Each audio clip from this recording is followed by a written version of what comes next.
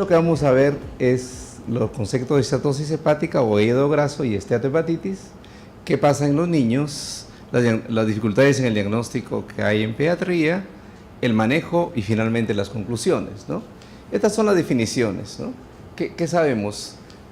Más si uno entra a la búsqueda MESH de la literatura, vamos a ver estas siglas, NAD, y así vamos a tratar para abreviar también los tiempos, ¿no? Es la enfermedad hepática grasa no alcohólica, ¿no? En esto hay que ser claro, porque hay muchas entidades que dan hígado graso, pero debemos de excluir, como dice acá, el consumo de alcohol que hay en adolescentes, medicamentos esteatogénicos, ejemplo, el ácido valproico, lipodistrofia, errores innatos del metabolismo, ¿no? También, por ejemplo, lo que mencionó el doctor Daza hace un momento, la fibrosis quística me lleva, al igual que cualquier estado de nutrición alterado, al hígado graso.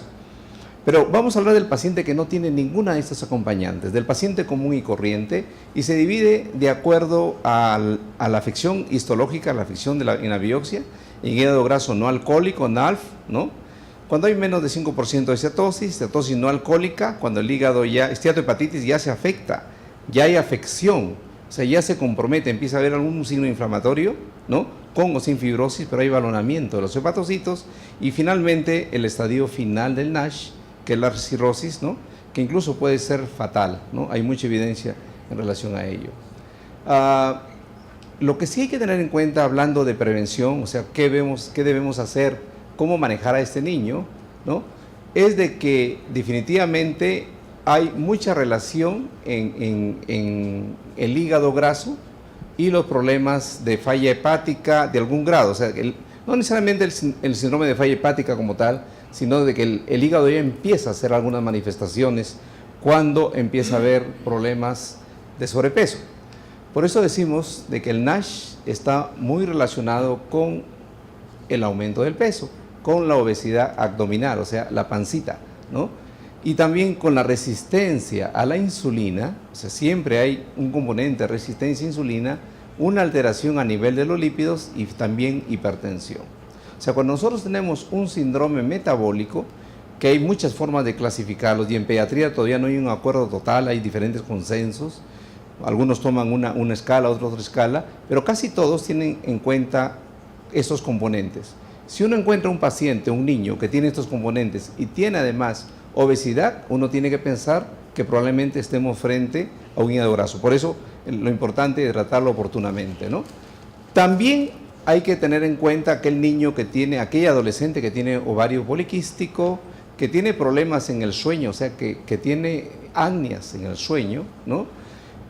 Normalmente, a veces el paciente puede llegar, no necesariamente de repente ni siquiera al pediatra, sino de repente va al cardiólogo o de repente va al endocrinólogo, porque tiene cualquiera de esos componentes. Pero en estos componentes ya se considera que existe una afección a nivel del hígado.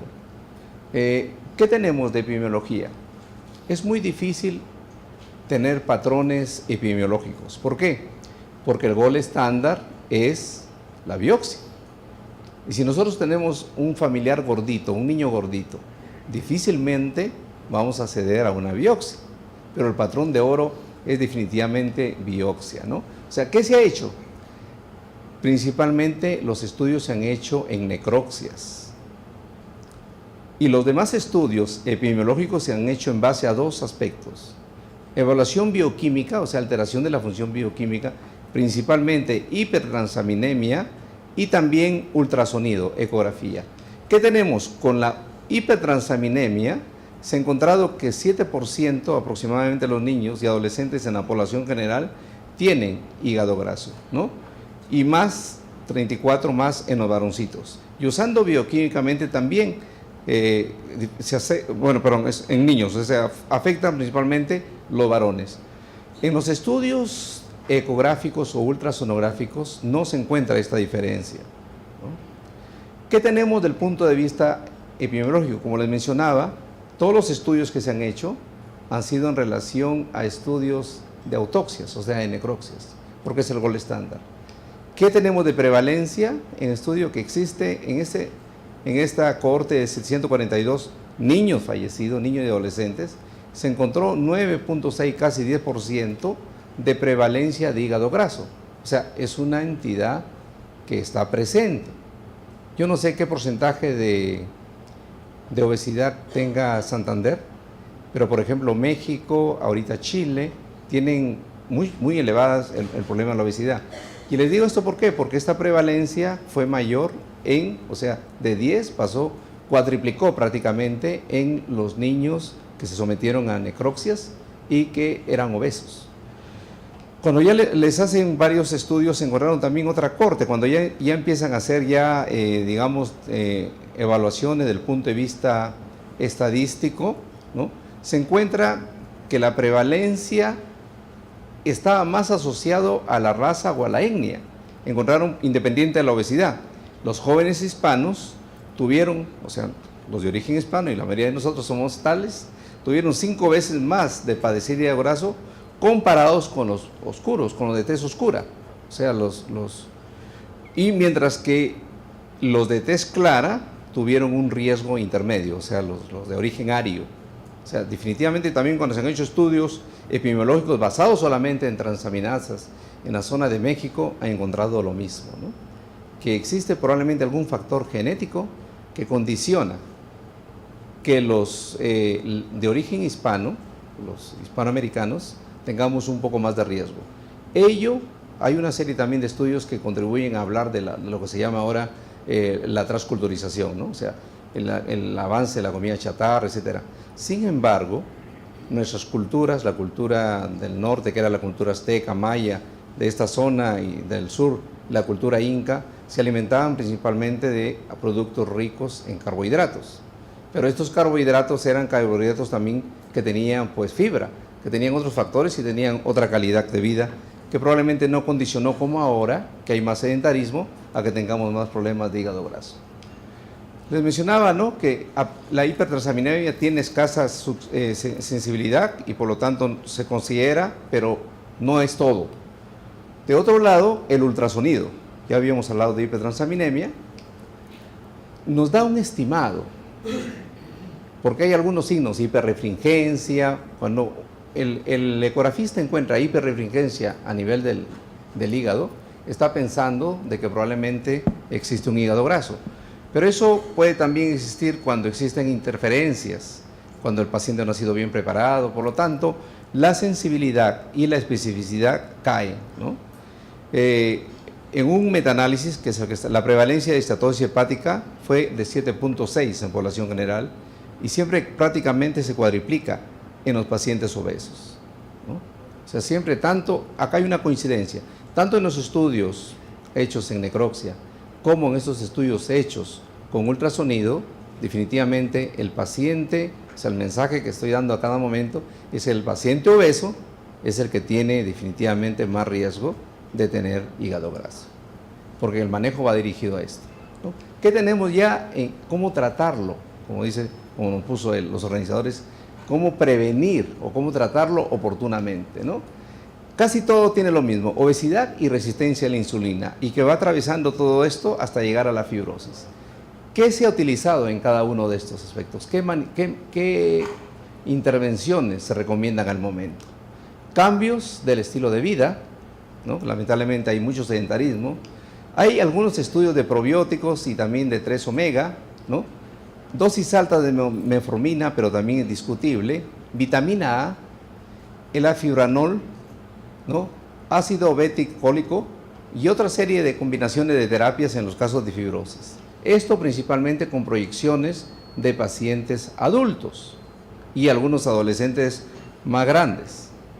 ¿Qué tenemos? Acá tenemos, este es uno del Lab Today, un fluxograma, cómo debemos de evaluar a un paciente que sospechamos por las características que tenga hígado graso. Primero, puede ser asintomático, pero que tenga algún grado de obesidad, ¿no? Se le tiene que hacer un screening, ya sea basado en la TGP o ALT, más de 80, ¿no? ALT sin síntomas, ¿no? Y también sin síntomas, y de acuerdo a ello se le va pidiendo una serie de exámenes, ¿no? Todos los exámenes están dirigidos a mirar prácticamente la función hepática y por otra parte descartar todas las enfermedades que también me pueden dar hígado graso. Descartar infecciones por virus hepatotrópicos, enfermedad celíaca hipotiroidismo, hepatitis autoinmune, enfermedad de Wilson, alteraciones de la beta-lipoproteinemia, deficiencia de alfa-1-tirosina, lisosomales, etcétera, ¿no? Y finalmente los estudios de biopsia para confirmar, además de los estudios enzimáticos. Este es un fluxograma, ¿no? Ahora, si el paciente no tiene ninguna de estas complicaciones y se le tiene que continuar haciendo los estudios o simplemente hacer la consejería para evitar de que el niño siga subiendo de peso, ¿no? ¿Qué tenemos entonces en el manejo de primera línea? El perder el peso, porque todos estos niños vienen con sobrepeso u obesidad, ¿no? Estas son las recomendaciones en las últimas guías del NASHGAN y del AGA, ¿no? Definitivamente, aunque no son randomizados todos los estudios, no tienen el mismo patrón, todos han demostrado, incluso con las biopsias, que mejorando, disminuyendo el peso, hay mejoría en el hígado graso. Pero lo más importante es los cambios dietéticos y el deporte y la actividad física, ¿no? Evitar también las bebidas azucaradas ha demostrado mucho beneficio. Actividad física, como lo mencionábamos, ¿no? Aún independiente de la pérdida de peso, en algunos estudios. O sea, la pérdida de peso es lo primero, pero igual se ha visto que haciendo mayor actividad física, los condicionantes que llevan al síndrome metabólico y también las alteraciones bioquímicas, ultrasonográficas e histológicas del hígado graso mejoran. Cirugía bariátrica en los casos especiales. ¿Y qué tenemos con la gráfica anterior, con el uso de medicamentos? Están aprobados en adolescentes mayores, o sea, mayores de 16 años, y también en adultos, pero no en niños pequeños. ¿Pero qué se ha hecho al momento? ¿No? En general no se recomienda ningún tratamiento. Hay algunos estudios que los vamos a revisar, pero ninguno ha demostrado ventajas comparados con el estilo de vida. O sea, el estilo de vida, que significa alimentación y actividad física, es lo más importante para manejar desde muy tempranamente al niño que sospechamos o que tiene hígado graso. Vitamina E, los estudios han sido basados en adultos, ¿no? Aún en ausencia de guías, no se recomienda hacer un ensayo, pero se tiene que discutir con la familia los beneficios y riesgos. Porque la dosis alta de vitamina E se asocia con anemia, todos sabemos. Incluso algunos lo relacionan incluso como disparador para cáncer, etcétera, ¿no? O sea, tiene que evaluarse todas estas condiciones. ¿Qué hay al momento? La recomendación es dar una dosis de 800 repartido en dos, o sea, 400 y 400 en menores de 18 años, ¿no? Esa es la recomendación. Pero hay que monitorearlo cada 3 meses. Y si se continúa solo si hay respuesta. ¿A qué le llaman respuesta a los autores? Cuando disminuye el 50% las transaminasas. Si pasa ese tiempo y no hay mejoría, pues definitivamente se suspende, ¿no? Ahora, se debe hacer una biopsia al final de los 2 años de tratamiento, eso sí se recomienda. Incluso se le recomienda estos consensos más que guías, hacer una biopsia al final de los 2 años de tratamiento. ¿Qué hay con la metformina, que es utilizada mucho para la resistencia a la insulina, ¿no? No ha demostrado definitivamente efectividad en el NASH, tanto en niños como en adultos, ¿no? Entonces, incluso con placebo no ha habido buena respuesta. Lo que sí está recomendado en el adolescente que tiene diabetes mellitus tipo 2, ¿no? Otras sustancias como el bitrato de cistenamina, la verdad que no lo conozco, ayuda mucho en el estrés oxidativo. Lo traigo porque lo menciona la literatura, ¿no? Sin embargo, no ha demostrado efectividad. Es uno de los estudios que se han hecho principalmente en pacientes adultos. Otros tenemos el ácido ursodeoxycólico, probióticos y ácido 3 omega, que tampoco ha demostrado efectividad. O sea, cuando se hacen seguimiento y se comparan con otros estudios y con actividad física y con placebos, no demuestran efectividad, ¿no? Entonces, lo que sí hay que recomendar es que estos niños y adolescentes disminuyan el consumo de alcohol. El alcohol es otro injuriante, ¿no?, de tipo oxidativo a nivel del hígado. Evaluar también las comorbilidades. O sea, todo paciente que tiene comorbilidades, eso entorpece el diagnóstico, o puede venir, como mencioné, con las comorbilidades y de base tiene un hígado graso. El seguimiento también es muy importante, ¿no? Como les mencionaba, se considera una buena evolución cuando las transaminasas evaluadas cada 3 o 6 meses disminuyen el 50% o llegan a normalizarse. Eso estamos hablando de que hay una buena respuesta. Y sin embargo, si no se normaliza, se tiene que ir a la biopsia hepática. Ya me quedan solamente, creo, 2. Entonces, como conclusiones, tomar conciencia de la relación que existe entre el hígado graso y obesidad. A pesar de que la recordé, me tocó el timbre. La sospecha de NAC en todo paciente que tiene un IMC mayor de 95%, percentil 95%. Pero vigilar a aquel que tiene ya sobrepeso, o sea, un IMC mayor de 85. O sea, todo paciente que no llega a la consulta, que tiene un IMC mayor de 85, 95 para su edad, tiene alto riesgo de tener hígado graso, ¿no? Medir en aquellos niños las transaminasas, ¿no? Si sospecha NAC con una transaminasa más de 2 veces el valor superior normal por más de 3 meses, enfocar el manejo excluyendo otras causas de hígado graso. El estilo de vida es lo que ha demostrado más efectividad, ¿no? Los medicamentos están en fase de ensayo, no prometedores al momento, pero podría utilizarse la vitamina E con todas estas condiciones. Podría utilizarse. No hay ninguna guía que lo diga, hay consensos, pero existen riesgos y tiene que individualizar con cada paciente. Eso es todo, muchas gracias.